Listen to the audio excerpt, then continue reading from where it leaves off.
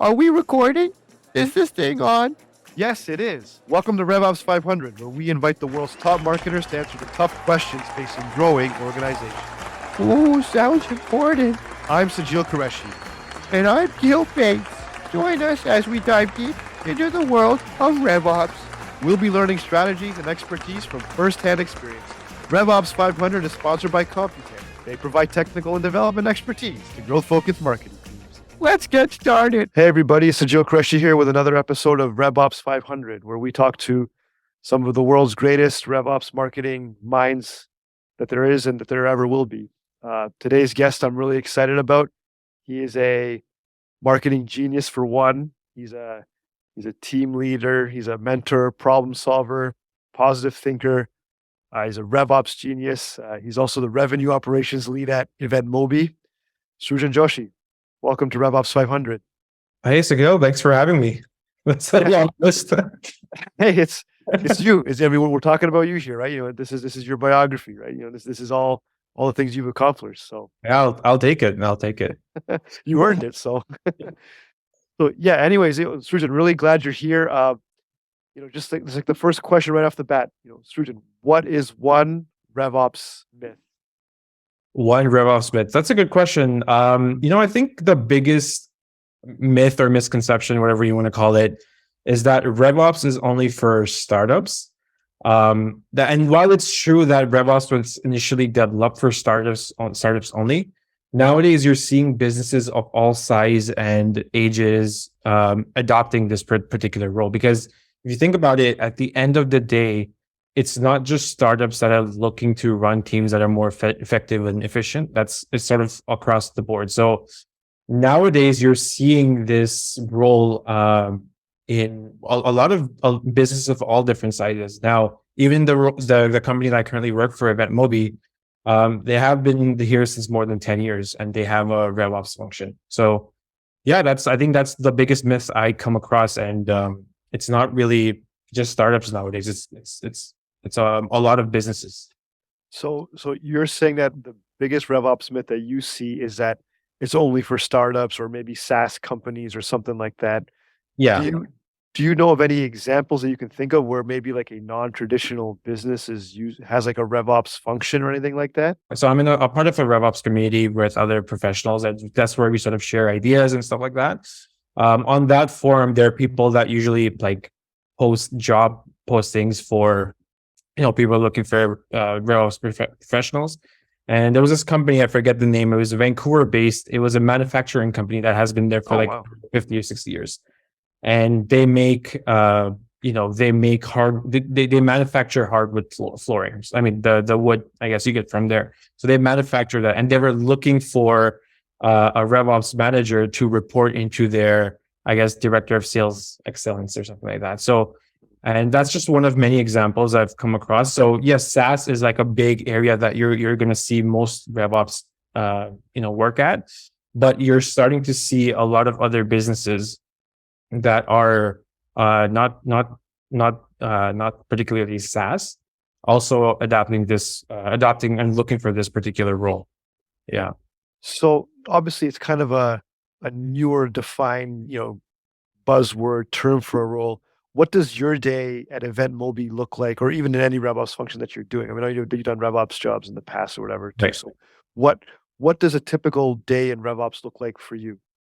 I think it varies a lot, but if you ask me, RevOps in a nutshell is basically someone that aligns sales, marketing, and success teams to drive predictable revenue, right? So in other words, what we do is we sort of own the processes, the data, the tech stack surrounding our customer facing teams. So on a day-to-day basis, I don't particularly have a day-to-day because it can vary. So usually the way we go about it is it's very project-based.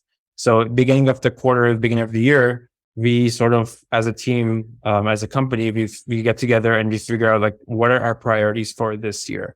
And then based on that, we sort of break it down into what are our quarterly priorities, what are our OKR, stuff like that.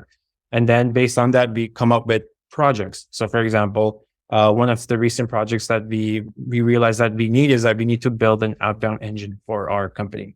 We have a really strong inbound presence, but we need to give some responsibility to the sales team to start, for some revenue responsibility to the sales team. So we decided that, okay, as the executive team and the department heads, we decided that, okay, we need to build an outbound function.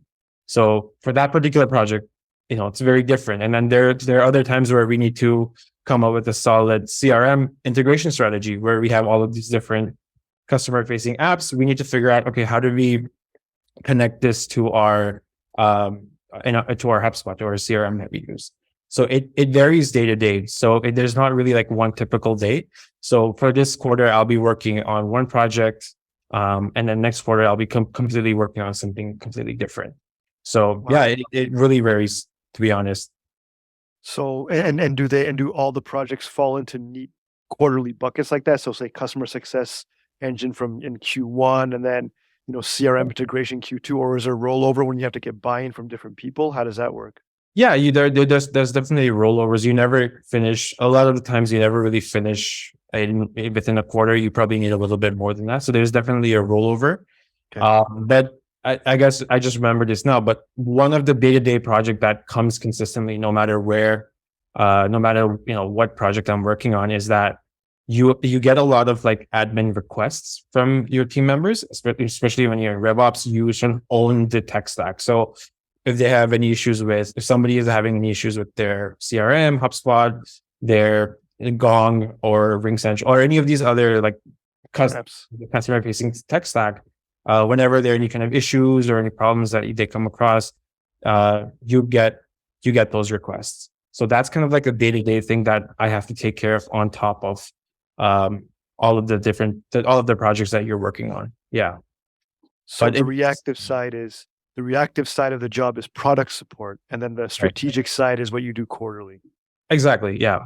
And that's kind of the challenge that I'm facing, and some of the other RevOps professionals that I speak to are facing, is that there's a lot of reaction, especially now that RevOps is, relatively a new role in the market. There's a lot of like reactionary things that you're doing, and there's not a lot of, there's no proactiveness. There's not enough proactiveness. I think that's a challenge that I'm facing right now, is that the problems typically are identified by someone else, and then they're passed on to you as RevOps to help them solve. Whereas ideally, what I would want to see is that as RevOps, you kind of figure out what the problems are, you do your own audit, and then you bring it up to the decision makers to kind of get their buy-in. So now, I know you and I go way back, obviously, and I know you worked at it more of in an agency environment before, in a consulting agency environment before you jumped into RevOps, in like an internal department. Right. What kind of advice would you give somebody just jumping into like a full-time RevOps role for a single organization? What kind of advice would you give them? That's a good question. I think the first advice I gave, and this is something I tried to do when I first joined, is try to understand the customer journey, like the customer lifecycle basically from the top of the funnel to all the way at the bottom. So like literally draw it out. Like I think that would be helpful. Like draw out, okay, a lead gets converted to your website. What form to download? Based on that, they go to this particular data set. Then if they download, let's say, a demo request, and they are passed on to the sales, like draw it out, understand for each stage of the customer journey, what is the objective? Like what are we trying to achieve for each stage? Who is responsible? And basically what is the impact that we're trying to deliver? So that's kind of what I see as a RevOps professional, is that you're really trying to align these customer facing roles from sales, marketing, all the way down to success and support. So I think when you first join, you need to map it out so you're absolutely crystal clear on how this customer journey looks like for you. And then that's also a great way to sort of identify some gaps that we have, right? So if you're looking at the handoff process from, let's say, marketing and sales, when you draw your flow chart, you realize like, hey, you know what, this is not really efficient. Like we may be losing leads around this. Let me try to fix this. But I think starting off, you need to map it out for your own and just have it in the back of your head to always refer back to. Yeah. So, I mean, it looks like you look at more like as mapping out a buyer's journey or something like that. One thing I didn't hear you talk about was any sort of specific technology stack or CRM product or any Right. calling dialer. Right. Does any of that stuff even matter when you're starting into it, or I mean, are those more semantics for what you have to do with the customer? Yeah, I think those are very secondary things. Like the first thing you want to figure out is how that customer experience is looking from the top to bottom. And then obviously tech stack is important, but that should be the last of your considerations. It shouldn't really be the first. But obviously it's important. Like you want to know at each stage for like what tech is being used. So if a lead comes in and it's being enriched before it goes into your HubSpot or your Salesforce or whatever, what tech stack is being used, right? Or if there is even a tech stack, or if there's a gap that you may need to explore. So it's definitely important, but I think that sort of comes at the end. Yeah. Got it. Got it. So it is more like it's kind of like, you're trying to figure out what product are we selling, and then the tech stack is more like maybe what the e-commerce site is or what the Right. shipping method is. Right. Those are all more after we figure out who we're selling to and what we're selling and how they're buying it. Those are Yeah. the bigger questions. Yeah. Though that comes later, I feel. Yeah, I mean do you ever feel like sometimes maybe that this conversation gets reversed a little bit sometimes, where people start to think too much about those things and not the buyer journey maybe, or the customer? Yeah, I think it happens. And I'll give you an example. It happened with us too, actually. So going back to what I was saying, we were trying to build this outbound channel because, like I said, at our company, we are really heavily inbound focused. So almost like 99% of our revenue is influenced by our marketing teams. So we created an initiative to build an outbound channel to be a little bit more proactive and reach out to some contacts and generate some conversations. But the mistake that we did when we initially started it, because everybody was really new to it, nobody really knew anything about outbound. So the mistake we first did was that we invested heavily into technology. So we bought outreach, we bought a bunch, we had partnered with a data vendor. So we spent all this money. So we have all of this. And now the question was, okay, now what do we do? What do we do? Or sort of, okay, how do we use outreach and stuff? So when we initially started it in the first 2 or 3 months, like it failed. Like we didn't really produce anything because we didn't have a strategy in place. We didn't have the right people in place with that were incentivized with the right structure. We didn't have that. We didn't have a process kind of line. Like we didn't have a process defined. So we looked at the technology first. We invested all of this money, and then we went back to sort of define that. So that's the mistake that we've made, and I know other professionals also make, is like they get to, because technology, it's like a shiny object. You get really excited by it. It's like, oh, we can buy this, we can do this and that, this does that. But I think you need to sort of take a step back, understand what the strategy is. Do you have the right people in place? Do you need to make sure that the process is defined? Once all of that is taken care of, then you can start shopping around for tech stack or whatever you need to buy. Got it. Yeah. And so we've talked about tech stacks. We talked about kind of what to do if you're starting into the RevOps. Now, Right. And we talked about kind of the different goals and strategies that you've gone through, in a typical quarter or a day. What is something that you have right now that's maybe keeping you up at night, or you're working on? Mhm. Can you kind of shed some light on those things, or? Yeah, I think one of the things that definitely keep me up at night is around like data cleanliness and data, which is a big part of your job, right? Yeah. But the thing is, nowadays, what you're seeing is that, especially in our industry, people are leaving their jobs. People are leaving their jobs. They're moving around. Their contact information is changing. So there's really a need for us to have some kind of data enrichment process or tool in place that really updates our database all the time. And there's also the problem of, there are many, and I'm trying to work on this, is that there are many sources that the data gets inputted into our system from. Obviously, one of them is somebody converts on a website. If you import a list from, like, say, an event, all of that. So there's like a lot of different sources where data is being dumped, and there needs to be a better way of making sure that there are rules set up to make sure that the data that we're collecting has all of the up-to-date information that's more reliable.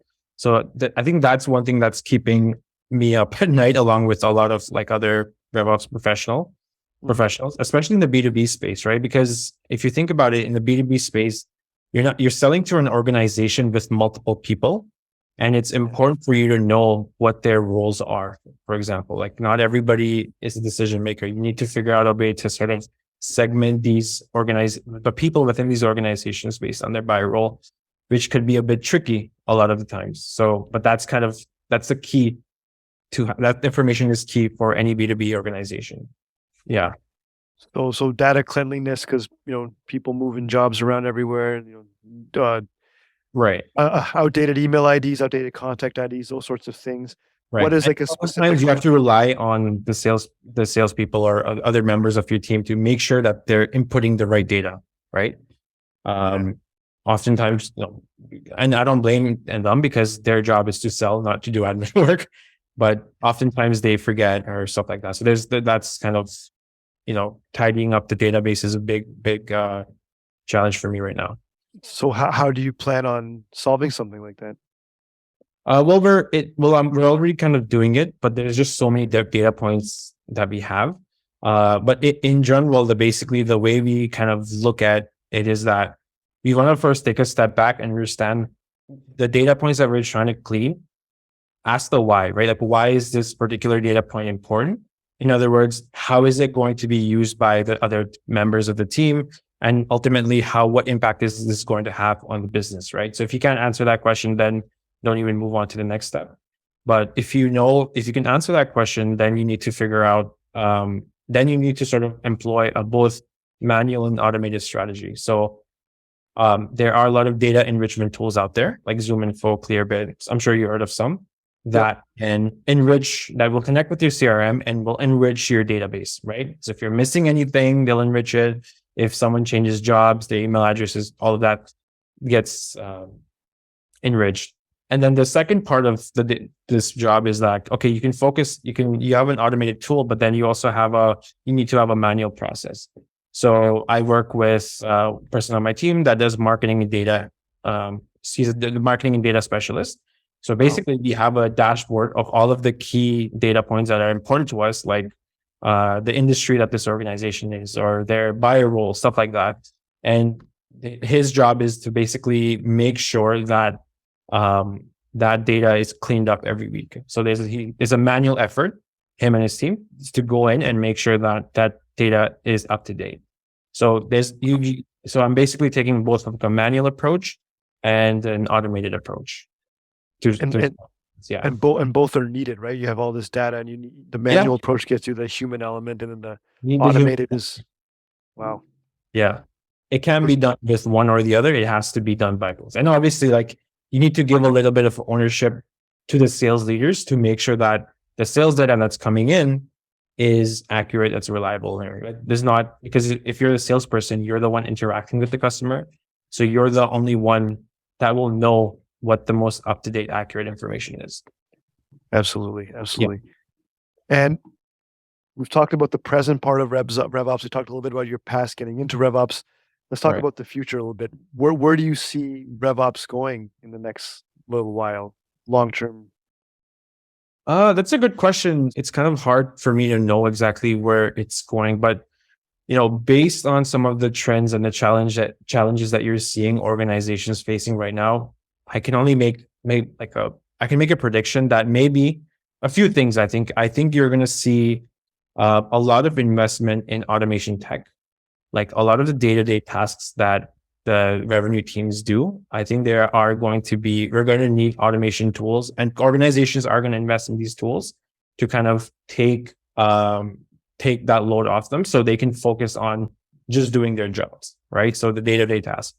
And the second thing I just talked about right now is that there's going to be a lot of focus on data enrichment and like kind of how to address dynamic data, because data is always changing. So you can't have a CRM platform that's very static and the data doesn't change, right? You need to have a tool or some kind of process in place to make sure that your data is constantly being updated with the most relevant information, right? So that's what the other thing. And then I think finally you're going to see a lot more focus on a CRM integration strategy. So in other words, you're going to see a lot of you want to see a lot of front end apps and back end apps being connected to your CRM, to your main CRM, to sort of get rid of data silos. It's an issue that I was seeing a lot when at my previous organizations, where they had their CRM, they had their marketing automation tool, they had their calling tool, they had their sales intelligence tools, and all of those three tools, and then they had their product, and all of these were kind of they weren't talking to each other, which created obviously data silos and all of the issues that come with that. So I think those three areas you're definitely going to see more investment in for RevOps. Look out. Data cleanliness and then tech integrations, much more robust tech integrations. Those are the two major ones that you're talking about. Now, I mean, this is like very deep into the future that we're talking about here. Like, what about like the past? Like, take me back to little Srujan if you want. I mean, did you always know you wanted to be like a RevOps guy and doing this marketing technology stuff, or what's your story? No, to be honest, 2 years ago, I had no idea what RevOps was. In fact, I didn't, maybe even before 2019, I didn't even know what CRM was actually. So I would say that I definitely stumbled upon this role. So if I were to take you back, I had taken a course in college called CRM, and that's where I learned about it. And in that course, the professor that taught me CRM, he ended up hiring me after to work at his consulting firm. And that's Sakil, that's where we met, right? Alta Consulting. Alta Consulting, yeah. So that's where we met. And, basically for a few years, I worked there. And that's where I really got to understand the CRM ecosystem. We partnered with HubSpot, similar to how Computan is, to provide implementation to our services. So that's kind of where I learned a lot about this was a CRM ecosystem. That's where I started off with. And, working there for a few years, I figured that, though consulting, it's very rewarding. It's great. It's a lot of fun, but it was very project based. So it was hard to see a long-term impact my work had, because it was very project to project. You would finish one project, you hop on to the next, but then you would think, okay, I just finished this. I wonder what they're up to, the implementation from last year. I wonder what they're up to. So that kind of prompted me to look for something more in-house where I can actually see the work I do play out in the long term. Mm-hmm. Right. So due to my background in HubSpot and just CRM in general, I started working at EventMobi as a marketing operations individual. So that I started as a marketing operations, and a few months after I joined the company, we started to work on a project that would integrate our flagship product with our HubSpot. So basically, all of the provisioning services that our customers need will now be triggered directly from HubSpot. So we would use HubSpot to trigger those provisioning services. They would get pushed into our product, product. Our customers can use that. So naturally, the way the company was headed is that you're now going to have all three revenue teams, sales, marketing, and customer success, and even customer support on a single CRM platform. Wow. So naturally, you're going to need someone to sort of overlook all the three teams, because they can't have that one. They need to sort of be speaking with each other, right? So I guess the natural transition for me was to move from marketing operations to a revenue operations. Basically, somebody who would own the data, the tech stack, surrounding the customer facing teams. So that's where I'm working now, and that's where I got started actually. So it was a very kind of just going with the flow. When things changed, there was a need, and then I ended up filling that need. So yeah. And what advice would you give to your younger self? If you go back in time, would you tell them just to continue to go with the flow, or what would you say differently? Anything? I guess just continue to go with the flow, because unlike a lot of people, I didn't have things figured out in college. It was just like, I'm interested. Sure. I actually did my background, my bachelor's is in physiology, physiotherapy kinesiology. Oh, wow. So I keep going to a science route. And then I completely changed like a 180 to this, because it's something I was interested in. And even though like I did all of this. I never really had an exact idea of like what I really wanted to do.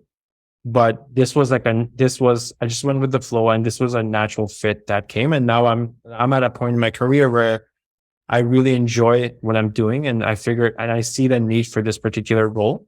And this is something that I want to grow into. Got it. And does the kinesiology background help you at all in I don't your know. job? It helped me it let me know that, hey, this is not what I want to do. I need to do something else. That's all. That's something for sure. I mean, it closes one door for you, right? So that's Yeah, exactly. Yeah. and now tell us a bit about EventMobi and what they're all about and that kind of stuff. So EventMobi is a really great company. It has been around for more than 10 years. We are basically an event management platform that allows event planners to create engaging virtual, hybrid, and in-person events. So we have both a mobile event app, and we also have a virtual space. And it is extremely user-friendly. It's really a one-stop shop for all of your event needs. So any kind of conferences, annual meetings, a lot of our customers use us for that. So we offer everything from, event engagement services, event reg. We have a mobile app. We also offer services around customizing and branding. So if you purchase our virtual space, we can help, customize and brand your virtual space, attendee analytics, all of that. So from beginning to the end, we sort of cover all of your event needs. That's in a nutshell what EventMobi is, really. Wow. And when you're not doing, marketing and RevOps management for, this B2B SaaS company with, aligning customers, marketing and sales. I mean, what are you doing in your spare time? I mean, do you have time for hobbies, or is RevOps just like a full-time 90-hour-a-week sort of grind? I mean, what is your day outside of work like? What are your hobbies like? What are you doing? No, thank you. Thankfully, I do have other hobbies outside of RevOps. Good. I just, I like to do a lot of outdoors things. Like, I like to do, obviously in summertime, we don't have much summer here in Canada, but in summer times, I like do a lot of mountain biking. I like to do a lot of hiking with my wife. So do a lot of that. And then just in winter times, I do a little bit of skiing and snowboarding here and there. Not too good. I'm still trying to learn. But yeah, that's a lot of outdoorsy things I like to do. But RevOps is definitely, it could definitely take up my time, but I try to just have some hobbies to help with that. And what are the hiking paths you go on in the GTA? What are some of the good hiking areas in Toronto and stuff? There's actually really good one next to my house. I live close to Sunnybrook Park. Okay. So Sunnybrook Park has a lot of hiking trails, like all over. I think one of them even connects down to there's one on Don Valley that connects all the way up to, all the way down to Niagara Falls. I haven't been on it yet, but I forget the name of the path, but it goes all the way down to Niagara. And I think even from Niagara, it goes, if you go up north, it goes all the way to Tobermory. Yeah. Something, I forget the name for it, but yeah, that's There's like the Short Hills Provincial Park around here, right? Which has got like that goes through up into Hamilton and into Niagara. Yeah, that's the one. Yeah. So it's those are the nice treks, but like, I like. Are you currently in Toronto right now? So I'm in Niagara Falls. So I'm Niagara Falls. Well, I know the area. I'm okay. Canadian, so we're both we're both Canadian, right? We know the law of the land. It's a small backyard for everybody. Yeah. Niagara Falls. That's like basically you go to do you visit the falls almost like every day, or is it just something? Can't get away from it, right? It's everywhere. Yeah. Even now, I'm at a point where it's just Niagara Falls is just like every time someone new comes to Canada, that's like the first place you take them to. Yeah. Yeah, it's a typical story. Yeah, it's a typical story. Yeah. So where can people listening, where can they get a hold of you? Where can they learn more about you and connect with you on? I would say LinkedIn. You can message me on LinkedIn. I'm there on LinkedIn, Srujan Joshi. I'll give you my handle. Maybe you can post it somewhere. But that's message me anytime. If you're trying to get into RevOps, I can definitely help you out, give you some pointers. Message me on LinkedIn, best place to reach me. Yeah, and then the site URL is eventmobi.com, right? EventMobi.com, that's right. Yeah, got you. Yeah. Yeah, I mean, that's well, I mean, that's all the questions I had. Srujan, thanks for coming on. It's great to talk to you. Obviously, I mean, we go way back. I mean, it's been fun to get to know about you in a different light a little bit, and just appreciate you coming on and jamming with me here a little bit. Yeah, it was fun to kill, and all the best for this podcast that you're starting. I think it's a great initiative. It's needed, definitely, for sure. So yeah, all the luck to you. Yeah, I'll need the luck. So I appreciate you giving me to. I could use some of your karma, that's for sure. So yeah, anyways, for everyone listening out there, thanks for tuning in. If you learned something, or you laughed a little bit, hopefully maybe at the podcast host or something like that, just yeah, tell someone about it. And yeah, thanks again, Srujan, for coming on. All right. This has been another exciting episode of RevOps 500. We'll see you guys next time. And that wraps up another episode of RevOps 500. Thanks for joining. For show notes and other episodes, visit us at RevOps500.com. RevOps 500 is sponsored by CompuTech, providing technical and development expertise to growth-focused marketing.